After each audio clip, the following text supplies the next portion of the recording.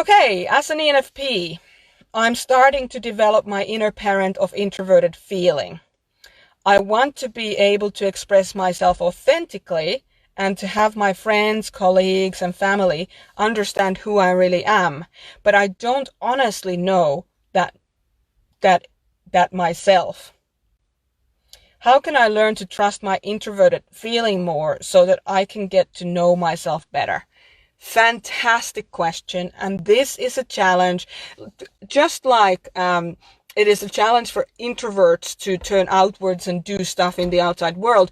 It is a challenge for extroverts such as yourself to turn inward and allow yourself to kind of wallow in your own feelings and in your emotions and the sense of who you are and the essence of who you are. So well done for recognizing that this might be holding you back a little bit in life. That's just brilliant.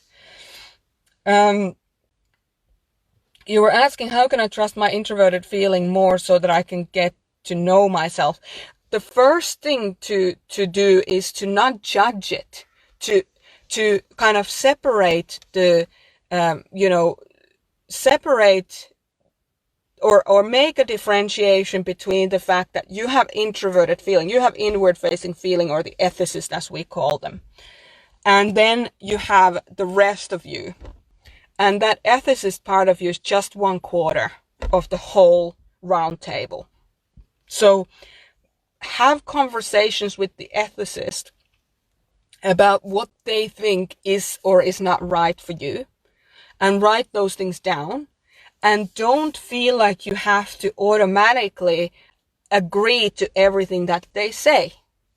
So take observations, have conversations with that part of you, write those parts of you down, and then treat them as if somebody came to you, you're a police, and somebody came to you and said, somebody stole my bike.